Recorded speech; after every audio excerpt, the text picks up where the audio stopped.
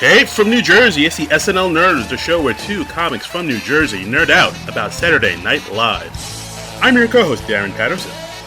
And I'm your co-host, John Trumbull. John Trumbull, how are you, good sir? I am doing very well, Darren Patterson. What? That sounded so weird. I'm sorry. Yeah, yeah, that sounded so formal. I just met you now for the first time. Yes. I mean, it has been like a couple months since we've seen each other at this point. Last time we saw each other was March. That's so weird. It was a lifetime ago, man.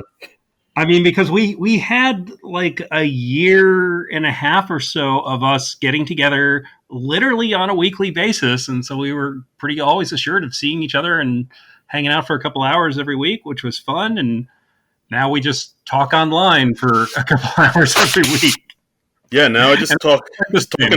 Yeah, it's weird. Just talking in front of our laptops. Yeah, I miss you, man. I miss you too. I miss us. Yeah. Oh man! So what have you been up to? You've been catching up on some old TV or episodes or anything like that? What's going on in Johnny World? Little of that, since we're still in quarantine pandemic world. I've been, like a lot of people, I think, watching a lot of streaming stuff. I forgot to mention last week I took your recommendation and I watched the series Hello Ladies. Hey. And you were right. That's good stuff. I enjoyed that. Yeah, guys, if you haven't seen it, check it out. It's on Amazon Prime? It's on Amazon Prime. Yeah, it's a quick marathon because it's just 8 episodes. It was just canceled after season. I know there's also a movie, but that is not on Amazon Prime. I think you have to have like an HBO Go password for that or something. So I have yet to see the movie. Yeah, if you have like HBO you can watch it on HBO on demand or something like that. But yeah, I mean, I don't know. I really dug the show. It was just like very like I said before, very Curb Your Enthusiasm, cringy, type of humor. But it does have some heart in it too. It's not all cringe. It's like cringe and some hearts, a little bit of emotions. Yeah. I mean, it's a similar mix to what you have on the original Office, the UK version of The Office. I mean, there's a lot of cringy moments where you're just like, oh my God, this person is doing the worst possible thing they could do at this moment. But there is also a lot of heart too. And I enjoy that combo because it appeals to both the cynical and the romantic sides of me. There you go. See, and it connects to SNL because Kyle Mooney's in it. And we see Jenny Slate in a couple episodes as well. Yeah, a few SNL alums. I mean, that's the thing about Saturday Night Live is like the tendrils of the show reach so far and wide that it's tough to find any sort of comedy project that you can't connect to SNL in some way. Yes, the legs of the octopus stretch far and wide with SNL. And also on streaming, there is another show that's a personal favorite of mine that also stars another SNL alum, Community. Community is on Netflix now. Hey now, yeah, I've been watching it since it's been on Hulu. Like but now it's on Netflix, and it seemed to be like a bigger deal. Yeah, I don't know if Netflix is more popular than Hulu, but I would imagine that it probably is. I certainly hear a lot more buzz about Netflix than I do about Hulu. But yeah, I started watching the show over again with the pilot, and now I'm well into the second season. And it's been really fun to revisit the show because that was a huge show for me, man.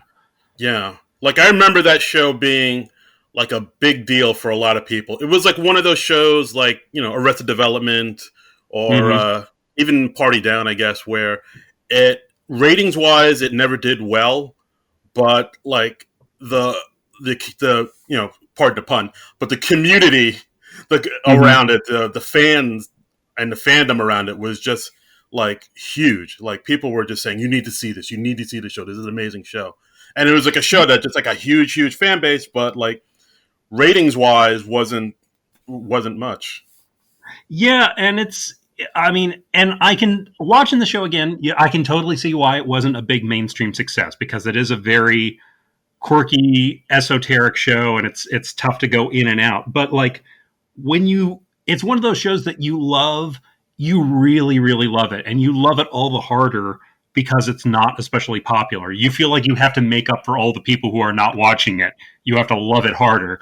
Um, and it's so weird for me to think that it started like over 10 years ago now. It debuted in 2009, I believe. Yeah, like 2008, 2009. Yeah, it's been a while. That is nuts. I mean, it feels like it started maybe 5 years ago and it's only been gone for a couple of years. No, this But is yeah. I mean, this is back before Troy Barnes was Childish Gambino, before he became like one of the biggest pop stars like in the world. yeah, and before Allison Brie did Glow, and before Gillian or Gillian Jacobs did Love on Netflix, and I mean, it's Uh, yeah. everybody's like moved on to other projects, and like intellectually, I know it was more than a decade ago because back in 2012, I took my one and only trip out to California to participate in an art show that was community themed, and Ooh. and I actually got to meet a couple members of the cast, and Oh, that was sweet. fun. Yeah. It's So pretty I got fantastic. to meet Gillian Jacobs and Yvette Nicole Brown. They're both very nice, Oh, and that's I met Dan Harmon as well. oh, that's so nice. Yeah, that's nice. Yeah. Um, so that was, and apparently I just missed Danny Pudi. He came to see the show on the Sunday that I flew back to New Jersey. ah, So you you know, but what you gonna do? But you hate the yeah, Mis- that was a really fun night. yeah you hate the Mr. Pooty. Yeah, yeah. Well, maybe someday I'll get another chance to meet Mr. Danny Pudi. That would be fun. Yeah. Fingers crossed. But yeah, so I don't know. I guess we'll both recommend it. Like guys, rewatch Community. It's still a solid show. The jokes still Hmm. land.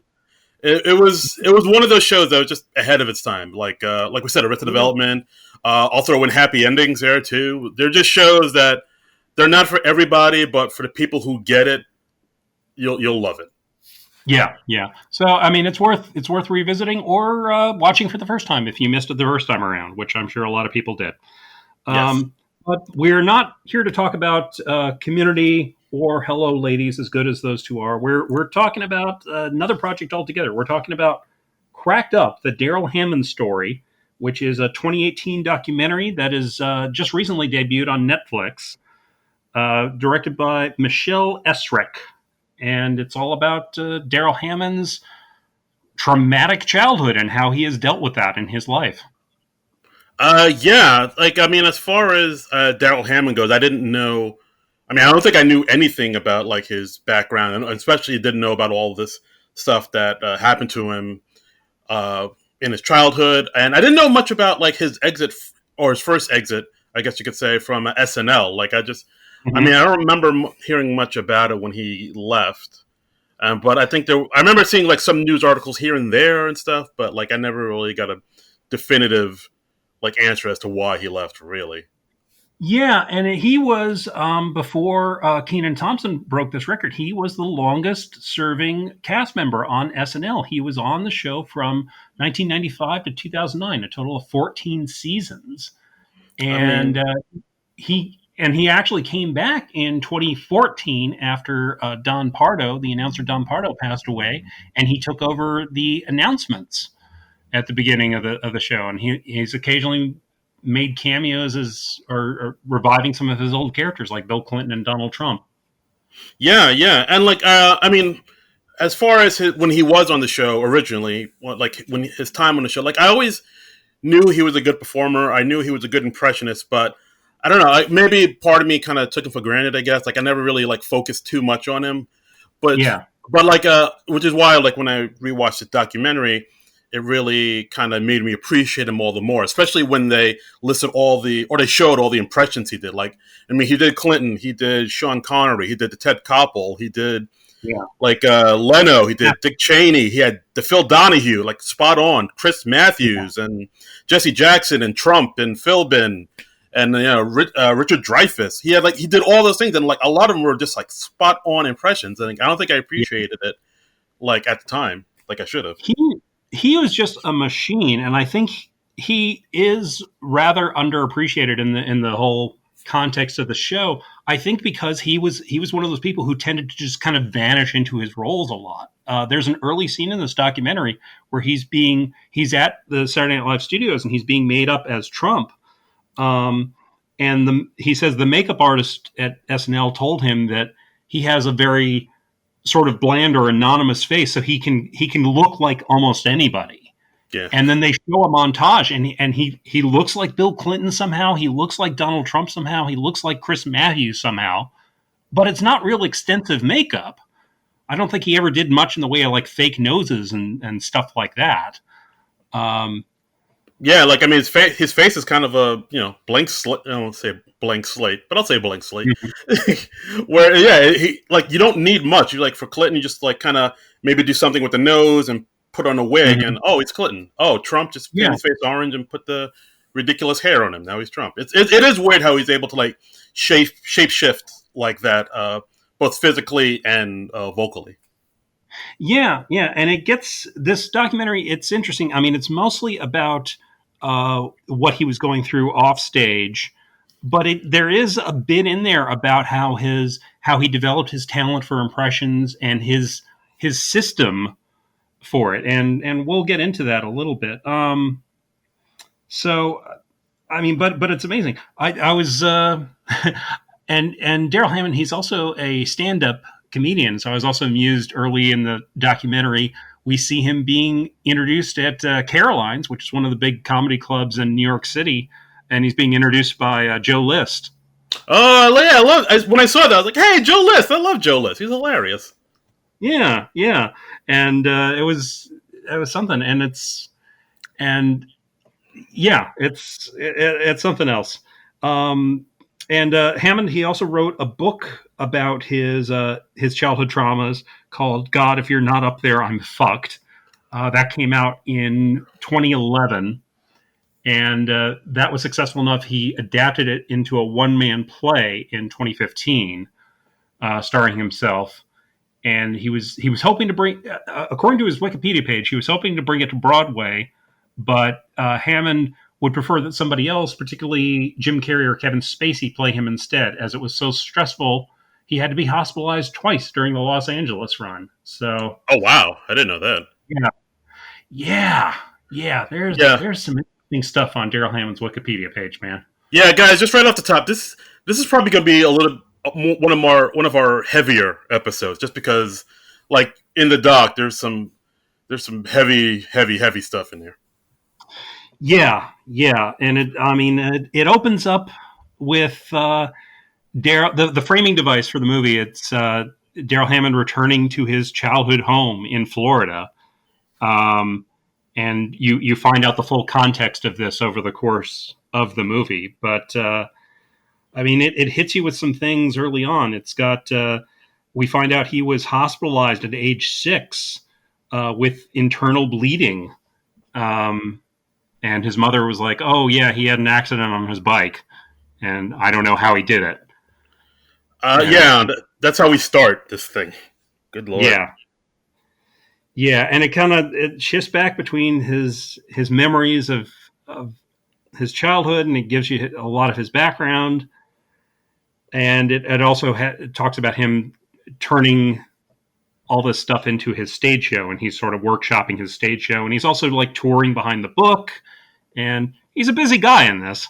Yeah, like it kind of cuts in between a few things. This doc, like it starts off, like you said, John, like it starts off with his childhood home in Florida, but then it kind of cuts to him touring with the book, and then it cuts to him workshopping the one-man play at the La Jolla Playhouse in California.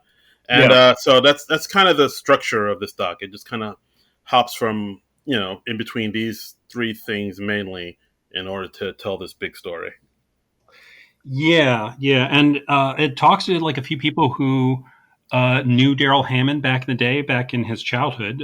We've got a childhood friend of his by the name of Larry who talks with him, and we see him early in the movie and then late in the movie as well.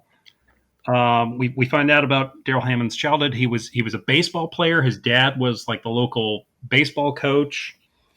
His father was Max Hammond, who was a Korean War veteran who came back. He obviously had PTSD, or what they would have called shell shock back then, and he would like wake up screaming at night from stuff he'd seen in the war, and he had rage issues, and all this did a number on Darrell Hammond. And Darrell Hammond said he had a drinking problem by the time he was 17. Right, they talk about that. He also talks about like how when he was a kid he was very depressed, and he was always filled with dread and anxiety. There were times where he was just sitting on the railroad tracks, just kind of staring at the railroad tracks, and his mom saw him sitting there, but she never went out to get him off the railroad tracks. He would just be sitting there, and she would just like look at him. So there's a lot of darkness. Yeah. Yeah. And then as this develops, he said like from childhood on, he started doing impressions, and he would do impressions of cartoon characters like Popeye and Porky Pig. And here is something I found really fascinating: was he would assign colors to each character. Like Popeye was blue and Porky Pig was yellow. And I actually went on the website for the movie, and there are some links to that. And I found a Psychology Today article, and this is actually apparently a form of synesthesia. Which have you heard of synesthesia, Darren? I have not. This is all new to me. Please tell me more. Okay, it's this. I'm probably not going to explain this real well, but I am not a mental health professional, so please forgive me for just my layman's understanding of this. But synesthesia is like when you associate like certain sense things with other sense things, like you taste sounds, or you see feelings, and so his association of various voices with various colors, that's a form of synesthesia. Oh, interesting. Yeah. All right, well, I mean, that makes a lot of sense because, as we learn also at this point, like he assigns different voices to different colors, but he never uses the color red, which is something that comes in later in the play, and you'll find that way. Yeah, and like literally apparently every voice or every personality he would channel would be a different color. Bill Clinton was orange. Dick Cheney was light blue, and his favorite Al Sharpton was mauve. Oh, yeah. and you would think this guy doing like well over 100 impressions, he would assign red. So I mean, it's very telling that he never assigned red to anybody for any reason, apparently. Yeah, dude, that's another thing. Like when he did his Al Sharpton, I forgot he did an Al Sharpton, and he did a really good Al Sharpton impression too. I was pretty shocked. Yeah, and I did a great Jesse Jackson, and I mean, when they had that montage early on, you're just like, oh yeah, he did this person and this person and this person, and they were all great. Yeah, like he actually did this. They showed this one impression he did when he was doing stand up at the old Rascals, and it showed him doing it. Yeah, he did an Eddie Murphy impression, and it was pretty damn spot on. I was like, how come I don't remember him ever doing this in SNL? Like, how come he never did this? It was a really good Eddie Murphy impression. Yeah, I mean, I think probably the only reason he didn't do that on SNL was it would take a lot of work to make him look anything approximating Eddie Murphy, you know? Yeah, because you don't want... Yeah. And also, you got to be really careful when you're having a white cast member imitating a black celebrity. Oh, you do. Like, I'm sure Jimmy Fallon's still like, oh, I shouldn't have done that Chris Rock impression. Oh, yeah, he did. I'd forgotten that. Yeah. Dude, it is... Watch... I defy you to watch it now. It is cringy beyond cringy. Yeah, but it really just shows how our standards on that sort of thing have changed over the years. Because I remember, like back in the 80s, Billy Crystal would do like Sammy Davis Jr. and it was like his makeup job. I don't know. Would you do blackface? I don't know. I mean, he's not doing it to make fun of Sammy Davis Jr. really, but. Yeah, I remember hearing about that because Billy Crystal did a really good Sammy Davis Jr. impression, and he did a really good Muhammad Ali impression too. And Yeah, and like him and Muhammad Ali actually were good friends, and like Muhammad Ali Mm-hmm. loved his impression. It is a weird thing because he's not doing it to mock these people. He actually has great reverence, and Yeah. he really loves these people. So I don't know, man. It's a tightrope. Yeah, I mean, I I don't know. I don't feel comfortable saying like, oh, this is where the line is. Hmm. But yeah, but if would you have a white cast member imitate a black celebrity today? Probably not. I mean, Probably. maybe if you could do something where it's like they with no makeup on, and they'll be like, "Oh, that's the white cousin or the of such and such and Mm, so and so." Like, "Oh, that's Eddie Murphy's, white cousin that they don't talk about," and he just does the impression, but as a white guy or something like yeah, that. I don't know. yeah. You could do something like that, and that could become its own character. Sure, yeah. That could definitely work. I mean, even when he did like when Darrell Hammond did his Al Sharpton and his Jesse Jackson, as I recall, they were mostly like just tan, you know.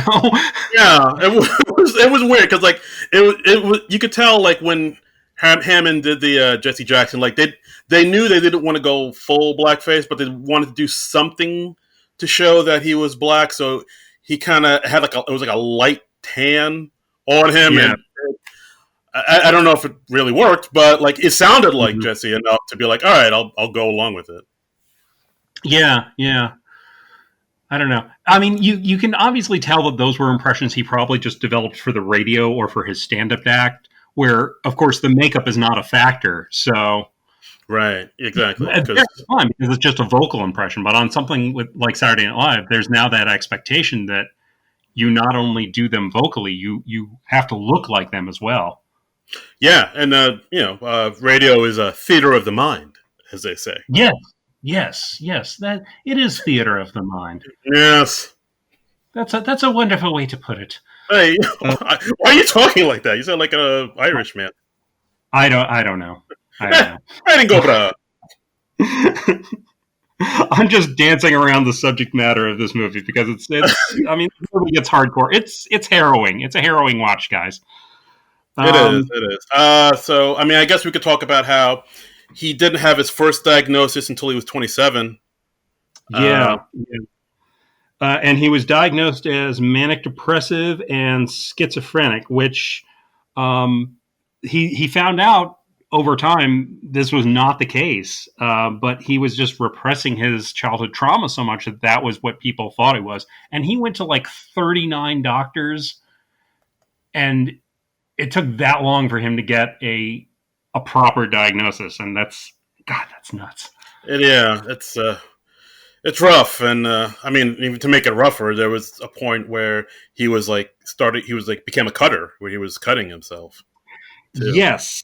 Yeah, we find out over the course of the movie he cut himself. He's got like 49 separate uh, injuries or scarification on his body, and he was dealing with so much of this stuff while he was at SNL. He auditioned for SNL when he was like 39 years old, and he's on lithium at the time. Yeah, and even that kind of surprised me too. Like 39, that is, because like usually SNL goes for the young, hipper folks. So Mm-hmm. like, I mean, from what I understand, like by the time you hit your mid 30s, it's like it's a done deal. It's over. Like, so the fact that he got on audition at 39 and he got on is like it's pretty fantastic.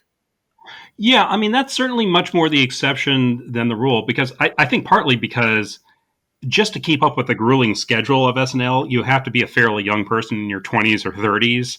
So if like you're getting into your 40s, you have to be really, really good to do that. And and it's a tough schedule. You're staying up like literally all night on the night they're writing on Tuesdays, and you're up of course really late on a Saturday, and then you're probably going to the after party after the show. So that's probably mostly an all night affair too. Yeah, Yeah, it's it's a grueling. grind. Yeah, maybe we should have been a little easier when Leslie Jones was on the show. Now that I think about it. That's true. That's true. She was just probably cranky from lack of sleep. Right. Our apologies, Leslie Jones. Yes.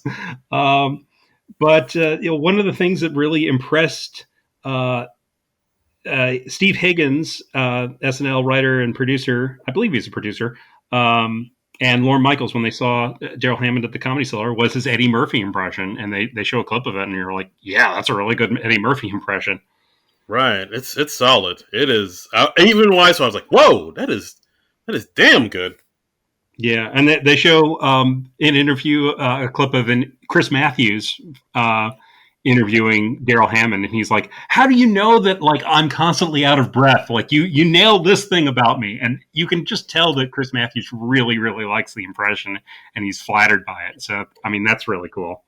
Yeah. No. I mean, as far as impressions go, I think the two that probably took off more than most for him was the Bill Clinton pretty much like launched him Mm-hmm. into the stratosphere. Like he was doing impressions in front of Bill Clinton at like events and meetings and whatnot. Mm-hmm. And Yeah, at the White House Correspondents' Dinner, he's he's doing Clinton next to Clinton, and he has some hilarious stories about everybody wants him to do his Bill Clinton voice, and he came onto the show at just the right time because he came onto the show in '95, and it was right when that's like prime Clinton years, and the whole Monica Lewinsky scandal hadn't broken yet. So I mean, Darrell Hammond was there for all of that. So what a gift to an impressionist yeah, I with all mean, that, you know?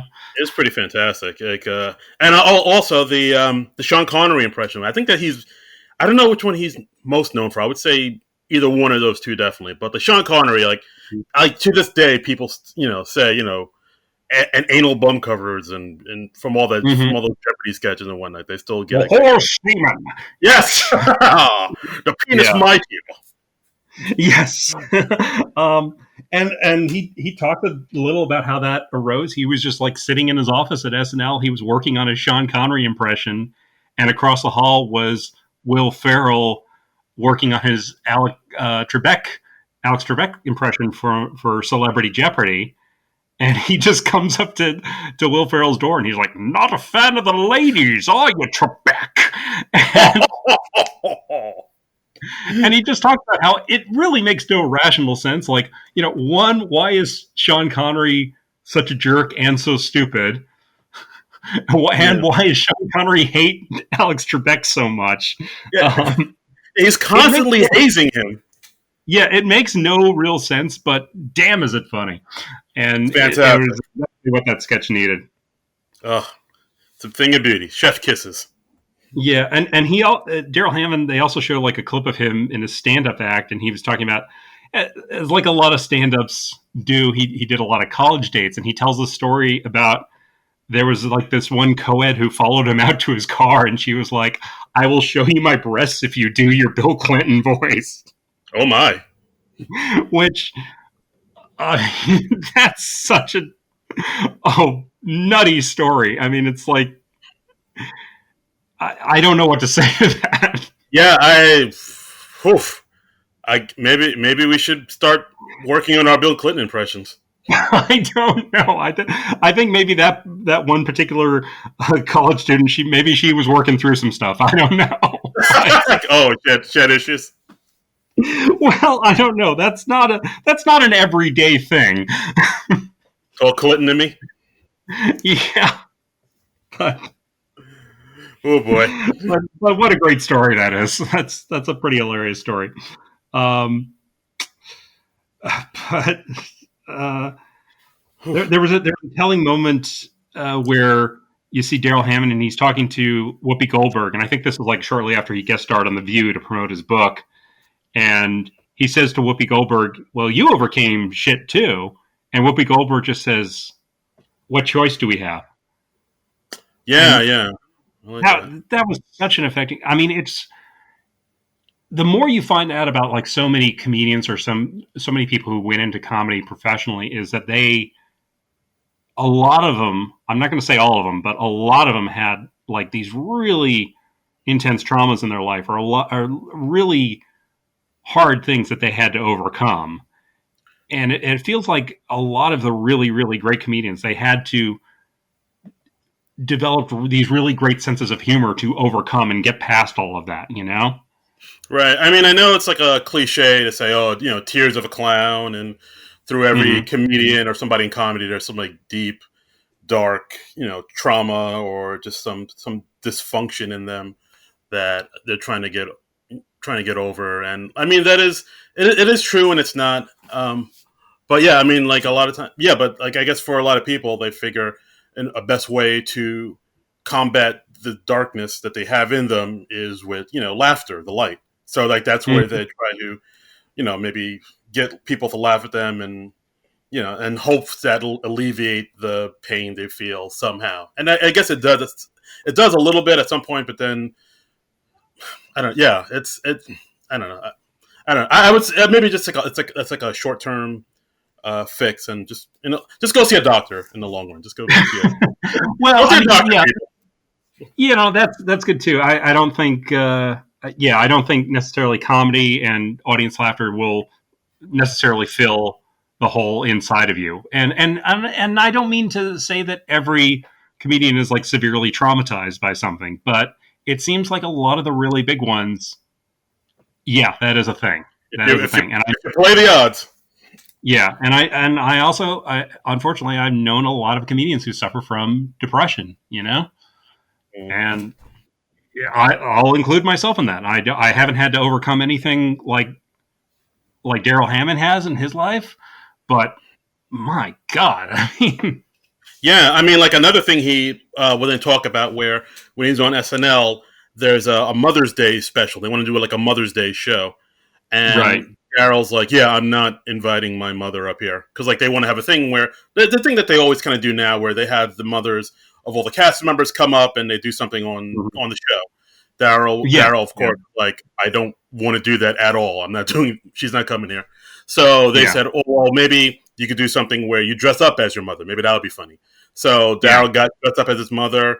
He looked at himself in the mirror, and when he looked at himself in the mirror, he said that he saw his mother looking back at him, and yeah. that caused him to throw up and basically have a heart attack. Like they say, his pulse was like over 200. Like his body just kind of went into this shock. Yeah, yeah, and it really was. I think it's fair to say that was like some sort of PTSD kicking in. Was that that was just seeing him looking enough like his own mother that was the trigger.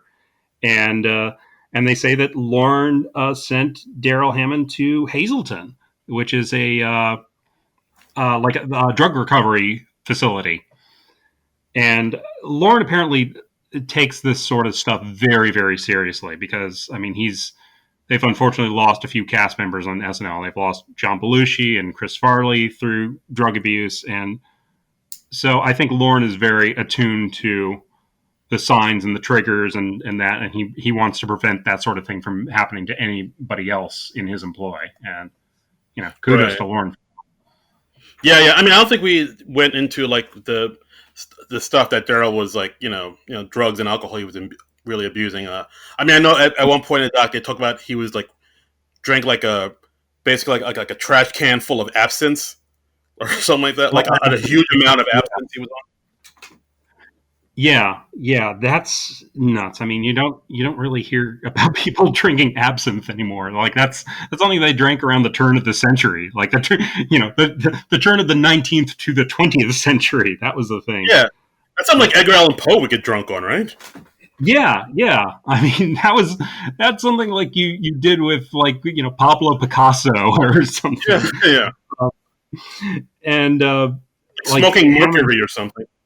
yeah, and like when you got cocaine at the corner drugstore or something. Yeah, that's old timey. Yeah. And he Daryl Hammond, he talks about how he once left an SNL rehearsal in a straitjacket. And they actually at one point they show a clip of Daryl Hammond. He's performing in character on SNL, and this character has his sleeves rolled up, and they zoom in on the footage, and you can see the scars on his arm from his cutting. All right, And like I think he was Marge Schott, I think the owner of the Reds, and yeah, you see it is visible he has some like cuts on his arm. It's pretty disturbing. yeah, yeah, and it's something else, man. Um, But there's also like this weird sort of duality thing. You would think that somebody who's dealing with this much in his life, he couldn't get it together to perform for the show, but he would be at his best or his most relaxed when he was performing for this live television program. And Lauren said, in sports, Darrell is what we'd call a big game player.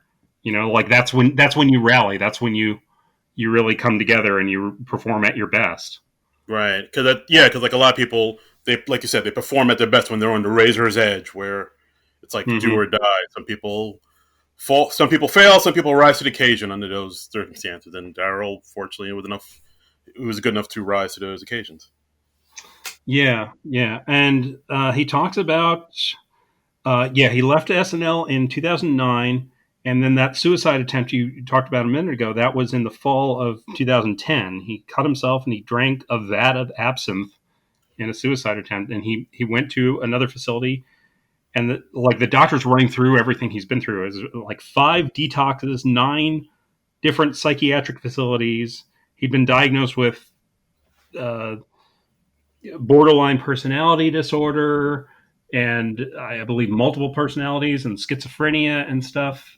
But they eventually realized that this was not the cause of it. These were like just symptoms of what he had really gone through, or the results of what he'd really gone through. No, absolutely. Yeah, I think. Yeah, yeah. So, I mean, I guess we could. Do you want to start talking about like the big crescendo, like what was revealed about him and his mom? Because like that is something Yeah, I noticed, where like in the beginning of the documentary they talked about his dad, but they never talked about his mom. And then like yeah, as it goes on, like they just drop hints about his mom, but they never talk about his mom. And up yeah. until like They kind of dance around this, and there's a quote in the Psychology Today article that I find very telling. This is it says, when people are behaving in apparently self destructive ways, it's time to stop asking what's wrong with them and time to start asking what happened to them. So, like, apparently, the thing that really motivated this movie was one of Hammond's doctors said, I don't want you to say mental illness. I want you to say mental injury because this was a reaction to the injuries, the mental injuries he got in his childhood.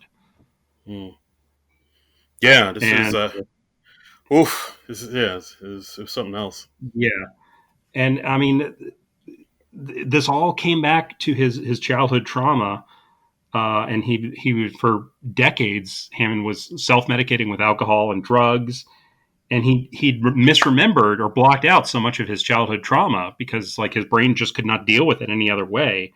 He said he would remembered like he was having his hands slammed in doors, and this was something his mother had done to him, but he thought he had done it to himself. Right, like his mom. It turned out his mom physically abused him, slammed his hands Mm-hmm. in doors. Like you said, she hit him with a hammer at one point, which explains the internal bleeding at one point. And Mm-hmm. she was just like doing all these horrible things to him. I mean, I Yeah. guess that's one thing I noticed in the doc. They never really explain like why she did that. I'm just assuming she had a mental illness um, of her own, but I guess she never got it diagnosed.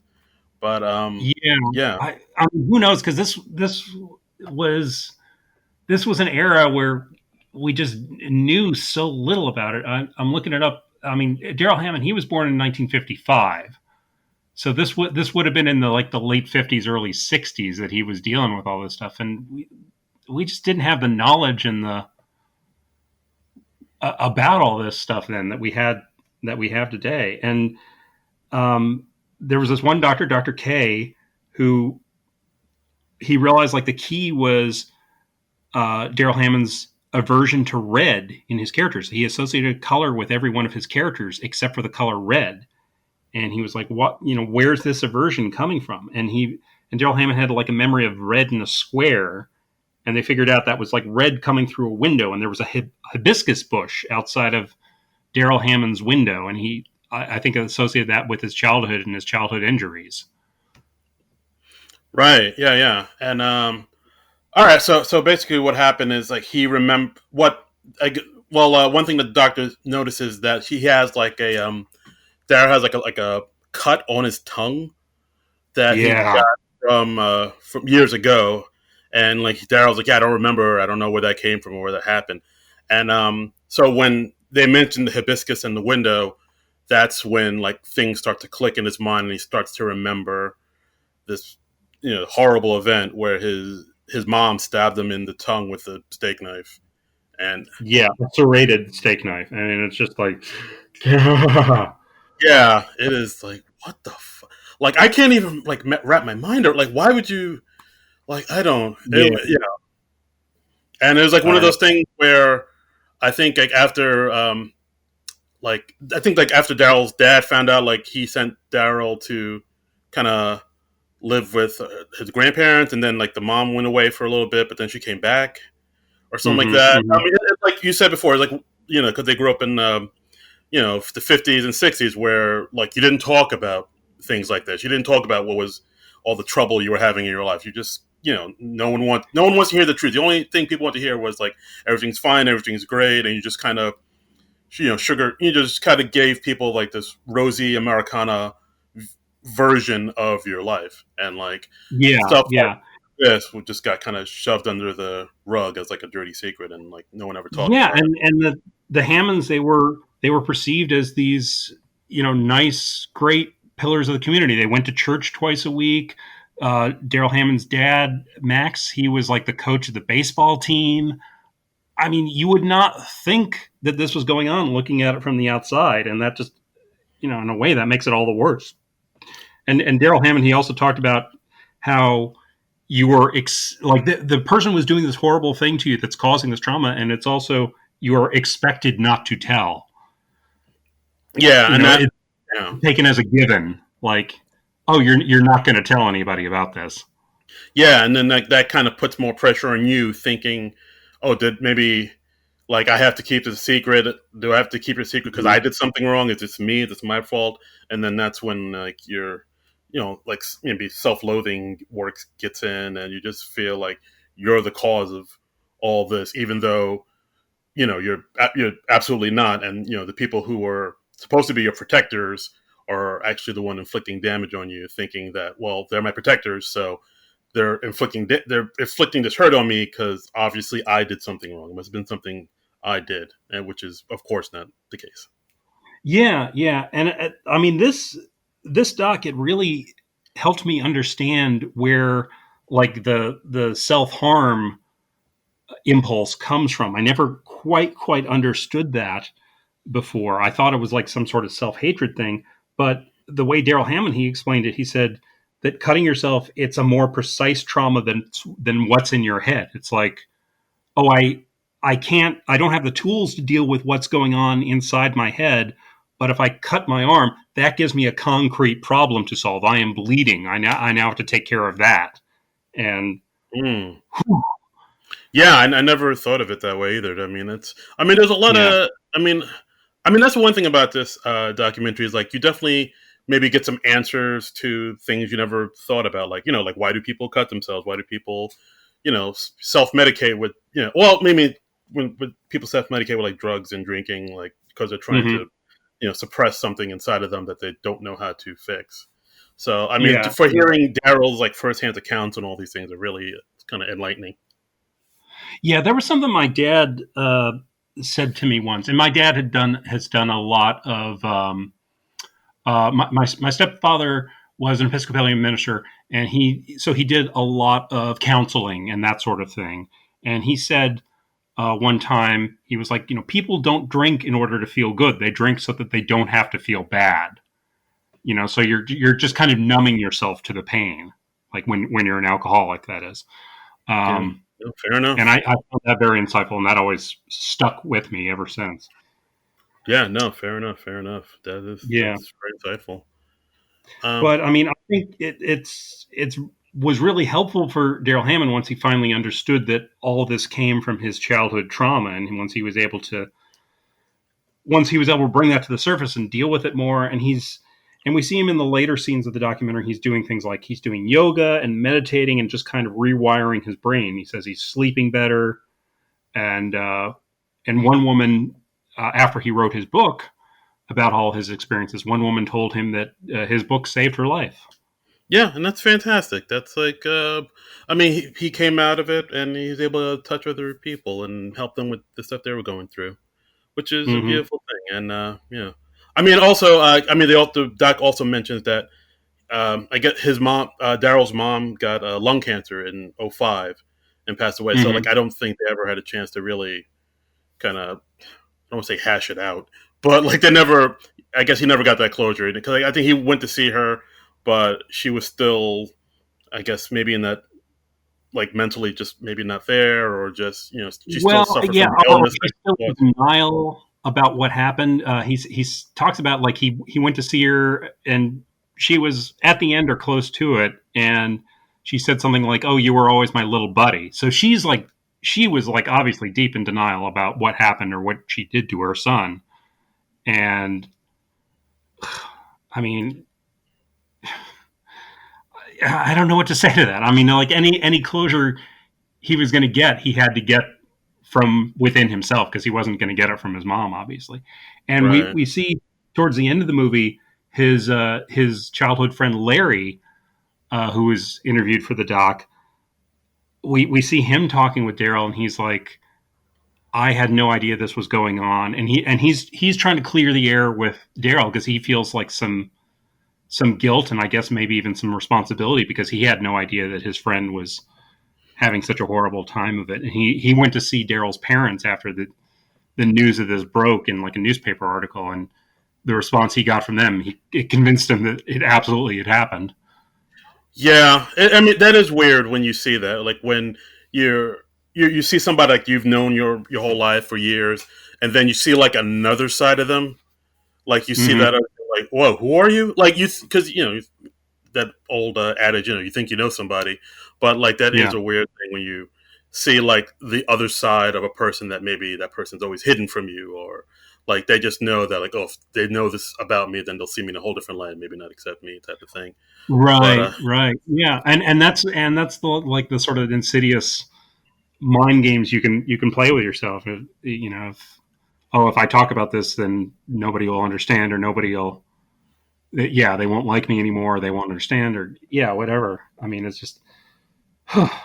um, yeah, so I mean, when Larry and Darrell talk, like they kind of like I guess it's that there's that thing where you feel like, oh, like, oh, this was going on underneath my nose the whole time, and like I had no idea, and that you had to go through all that pain and trauma by yourself, and I wish I had known, so mhm. I could have helped you with that, or I wish there was something I could have done, and like so, yeah, Yeah. now you have some guilt over not doing anything. Yeah, and Darrell Hammond is very forgiving of his friend because like his friend Larry, apparently he was living under the same roof as them a lot of time, or maybe he spent a lot of nights at the Hammond house. I don't know. And Larry's like, how did I not see any signs of this? And Darrell Hammond's like, well, they weren't going to do this stuff in front of you. This was like their deep dark secret. This was, and Yeah, so he was very forgiving of his friend. He's not like Darrell Hammond wasn't like, "Where the hell were you?" or anything like that. He's just like, "No, this is how it works. This is how it was." And you can see Larry, who I presume had a much more, I don't want to say normal, but a more standard or traditional childhood, I guess. stable maybe. Yeah, a more he was brought up in a more stable environment. Apparently, he's struggling to understand this because it's just so outside of his experience, and it's just like, oh my god, yeah. Yeah, I think a lot of times when we see, like, I guess when we think we know like a bad person or somebody who's inflicting harm on others, like based on like Hmm. what we've seen in the movies and the TV, like you see like a Yeah. movie where it's like the abusive husband is like holding a bottle of scotch and like his necktie is askew and his shirt's half out. It's Right. like woman, oh, blah blah blah blah blah. Like that's the bad guy. But like I mean, in real life, it's not that. A lot of times, it's not that obvious. A lot of times, it's like somebody who goes to church and like takes coaches little league and does like is like a Hmm. pillar of society, and then behind closed doors, they're doing God knows what. Yeah, yeah. So I mean, the word I keep coming back to on this is just harrowing. I mean, it is a harrowing watch just hearing about all this stuff and all the the crap that Darrell Hammond has dealt with and attempted to overcome in his life. Yeah, but I mean, I mean, it is harrowing, but it's also uplifting. Like towards the end, where we see him Mm-hmm. like slowly kind of coming to grips with it and kind of rebuilding himself and dealing with the trauma and kind Mm-hmm. of working his way through it, like with the doctors and yoga and giving speeches and talking to other Yeah, people and and whatnot. And yeah, it is like, oh, like this is him building himself up. This is very yeah. heartwarming right now. And then at the very end, we see him back, going back to his childhood home in Florida, and he's just reminiscing, and you see him walking around on the inside, and he's like, "Yeah, this is the room where this happened," and all that. But he comes out of it, and he says, I actually feel empowered by this. It's like going back to all his childhood memories. He'd processed this enough that it wasn't really painful for him anymore. He said, like, I'm hobbled, I have a limp, I have these frailties, but I won in the long run because he got past this, and he says ultimately this is just a house, Right. And that's, and I mean, that's probably the best way to end it. Like, yeah, because it's like, yeah, like, because like when he, like you said, like he went back to the place where he went through this, horrible trauma that kind of caused that he wasn't able to get over for like 40 years, or like, he yeah, lived in fear for like 40, 50 years. And like now coming back to the place, the scene of the crime, and him being not shaken by it or triggered by it, and just, yeah, just like, oh, this is just a house, and that yeah, happened, and I'm okay. yeah. And I mean, even that's pretty amazing. Um, I don't know. You said you'd seen this documentary before, right, Karen? No, no, this is my first time watching it. Oh, okay, okay, yeah. Because I was, as I watched this, I was expecting it to be kind of rough going, but I think it was even rougher than I was expecting because it was It's just, yeah, like I mean, I'll admit this isn't really a lighthearted romp, I guess you could say. yeah, But I mean, it is, it's like a very thought provoking, important documentary, and it does have like a light ending, I guess, or a hmm, uplifting ending at the end. So I mean, there is that. yeah. So I think it's worth watching if you're interested in mental health, if you're interested in like where comedy comes from, and if you're interested in how those two things coincide. I think, yeah, there's a lot of interesting stuff in here. But just fair warning, it's not an easy watch. Right. Like if you're easily, I guess, triggered, or you're easily kind of Yeah. set off by certain topics and things like that, I would maybe caution against, or just watch it with a careful eye. Yeah, and in fact, thinking about it, I think when I write up the description for this episode, we should put a warning uh, in our description for this episode, just to give a heads up for anybody who might be dealing with this sort of thing, and or has dealt with this sort of thing in the past. That might be a good thing to do. I will co-sign on that. Yeah, yeah. So I mean, but I went to the website for the movie. It's called it's crackedupmovie.com, and there's actually a resource center section on that website where if you are dealing with any kind of abuse or any sort of childhood trauma, there are links to resources you can do that. There's a link to what's called an ACE study, which is the Adverse Childhood Experiences Study, and it links 10 types of childhood trauma with the adult onset of chronic disease, mental illness, and violence. So, if that's something that you're dealing with or something that you think you can find helpful, yeah, please go there and check that out and investigate what sort of help is available out there because there is help available out there. Yes, please. Like if you feel like you need help or you need someone to talk to, please just get the help you need and get well and get yourself better. Like don't you don't have to live in the pain. Yeah, yeah. And I mean, I know how overwhelming like severe depression can be. I mean, I haven't dealt with depression to the degree that Darrell Hammond has. I mean, Yeah, this really makes any problems that you might have in your life seem very piddling in yeah. comparison. But Like I've been kind of bummed out a little bit here and there, but like I mean, compared to what I saw in this doc, I was like, oh, I was downright jolly. But you know what? It's all relative, and it's all even if your pain's not as severe as this pain, it is still valid. And if you need help dealing with that, then don't feel ashamed about that. So Absolutely. yeah. So, but Man, this episode wasn't funny at all. Yeah, this was something, and I'm sorry this wasn't a all that funny of an episode, but yeah, where are the laughs, man? Yeah, it wasn't all that funny of a documentary. So Jesus H. Yeah, but so I think we were talking about before we started recording. I think we need to do something a little lighter next week. You don't say. Yeah. I think we need a little relief from this. Yeah. So, So I think we were thinking about maybe putting out a poll to the people. Mm-hmm. Yeah. We couldn't quite settle on any one thing we're going to do, so I think we're going to come up with anywhere from 2 to 4 possibilities of what we're going to talk about next week, and we're going to throw that up on the Twitter account at SNL Nerds Show, and you can vote on what you most want to hear. Yes, the future is yours. Democracy now. Our fate is in your hands. Yes, that is what we are going to do. That's right. Get the power back to the people. Mm-hmm. All we know for sure right now is it's just going to be something lighter and funnier and goofier than this one. I think we've earned a little light and funny and goofy. Like the world is already a dumpster fire full of manure. So let's maybe do something where we have a little levity in this world of ours today. The world's a dumpster fire of manure? How so? I haven't heard anything about this. You know what? I'm not. Look, a copy of the New York Times is in, and oh my god! Oh, oh my god! I'm sorry, I had to find out this way, man. Okay. Yeah.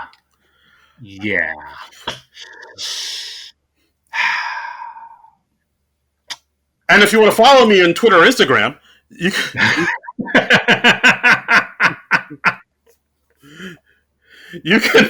can find me at Darren Credible at DARIN Credible. Yes, and you can follow me on Twitter and Instagram, which I hardly ever use, at Trumbull Comic. That's at TRUMBULL and then the word comic. And as I said before, you can follow the show page at SNL Nerds Show on Twitter. Yeah, and I guess that's it. Like, I was trying to see if there's anything on Twitter that people tweeted us, but I don't see much. Yeah, I don't think we got. We heard the other night. We heard from our friend Cinephiliac at Slacker Inc., who Cinephiliac liked my recommendation of the David Byrne album "Uh-Oh," which I think I mentioned when we were covering the John Mulaney David Byrne episode a few months ago. So, yeah, the Cinephiliac said that they really liked that episode. Oh, and maybe we should also note that this week we unfortunately lost somebody great in comedy. We lost Mr. Fred Willard. Yes, the great Fred Willard, R.I.P. Like I'm 100% serious when I say the scene of him in A Mighty Wind, where he's kind of riffing, hey, what happened? That is one of the funniest scenes in cinematic history. Like every time I watch it, it's like, my God, I just stay in awe at just how funny that scene is. It's just like rapid fire jokes. And from what I understand, he made it all up on the spot. And I was like, God, wow, that was fantastic. Yeah, Fred Willard, he was really good at playing these unaware boobs who just had no idea of how they were coming off. And you know what? Maybe we should pick a project that had Fred Willard, because he was like a regular with the various Christopher Guest mockumentary comedies like A Mighty Wind that you mentioned, and Best in Show, and what was the community theater one? I'm blanking on the name of it. Waiting for Guffman. Waiting for Guffman. I mean, those are all great, and those all featured Fred Willard as I recall. So that might be fun, and those are just good, goofy fun. So those might be what the doctor ordered. I would be down. Yeah, I would be down to see that. And also, we're recording this on Sunday, but on Saturday night they played the SNL episode that Fred Willard hosted back in 1978 with musical guest Devo, and that was really interesting episode. Yeah, that was interesting. I hadn't really seen much of that episode. I'd only seen like the Devo musical performance before, but it's real interesting to see the original cast when they're really just a few years into it, and it's striking how different the show was at the time. They did really different styles of sketches, and yeah, but it was interesting to see. Yeah, a lot of those sketches were just kind of like slice of life pieces where they were like small, short plays. Like there weren't too many laughs in them, but it was just more about, I guess, seeing how everyday people, act in everyday lives and just trying to find the comedy in the mundane. Which that Yeah. was really interesting because like for like a lot of those sketches where there were just no laughs for like the first 1 or 2 minutes, and then they would hit you with like a laugh little in between, and then it'll end with no laughs really. So it was more like, Hmm. oh, that's interesting. It was, it was, Hmm. it Yeah, was, it yeah, was something else. yeah, and it was also like late 70s was kind of a different age. It was like still a pre MTV age, so things took their time a lot more. They didn't really think anything of doing like a 8 or a 10 minute sketch or something like that. They were almost like short plays in some ways. Right. Like the thing was like on Weekend Update, they reported on Sid Vicious killing Nancy Spungen. Uh, if you've heard of Sid and Nancy, that's that's that whole thing. And I was like, oh, this was the week where that happened. Yeah. Wow. Okay. And they made a joke about it. Like, God. No, it's just that was some edgy stuff, man. But Absolutely. yeah, it was something else to see the Devo performing the Rolling Stones' Satisfaction. That Dude, was the highlight for me. yeah, dude, I forget, like, because, like, I remember when I discovered Devo, it really kind of opened my mind to, like, because, like, usually when you think of, like, late 70s music, you think of, ABBA, you think of Saturday Night Fever, you think of, like, that disco era, and you forget that, like, people like Devo and, Joy Yeah, Division and Talking Heads and hip hop was just getting started. Like, you forget all that stuff with, like, late 70s, too, because, like, that's more, yeah, yeah, because, like, that new wave stuff is more akin to, like, the 80s stuff. yeah. Punk and new wave and hip hop was just getting started, and yeah, the early days of rap, and yeah, just a really creatively fertile time. Yeah, I mean, absolutely. Yeah, like, the late 70s, I think, were very crummy in many other respects, but I yeah, think that inspired a lot of great art and a lot of great music. there was that whole Summer of Sam thing. That wasn't great. But yeah, No, the no. Son of Sam thing. Yeah, but music wise, it was pretty dope. Yep, yep. Yeah, Studio 54 is around. That's pretty neat. Sure, sure. Yeah, yeah. Get to go to Studio 64, do cocaine with all your favorite celebrities and stuff, assuming you're a sufficiently attractive person Yeah, and stuff. put on your platform shoes, do coke with Liza Minnelli. That's how I spell. That's how I spend my Labor Day weekend. Someday we should do the 54 movie because it's got Mike Myers in it. We could do that. Oh, That very might be interesting. interesting. All right. Yeah, got a young Ryan Philippe and Salma Hayek, and I think Breckin Meyer was in it too. Think wasn't Naomi Campbell in that too? Probably. Ooh, ooh la Probably. I la. don't. I don't. I don't think I've seen any of the 54 movies since the late 90s when it came out, but might be interesting if we can track that one down. All right, all right, all right. All right, all right, all right. Okay. All right. Well, we've achieved full McConaughey, so I think it's time to wrap it up. And on that McConaughey note, we'll end it here. Yeah. So thanks for tuning in. Sorry this wasn't our typical sort of show, but hopefully you still got some entertainment value out of it. And we will be back next week with something more fun and goofy. But until then, nerds out.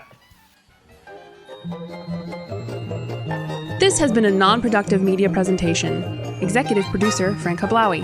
This program and many others like it on the Non-Productive Network is distributed under a Creative Commons Attribution Non-Commercial No Derivatives license. Please share it, but ask before trying to change it or sell it. For more information, visit non-productive.com.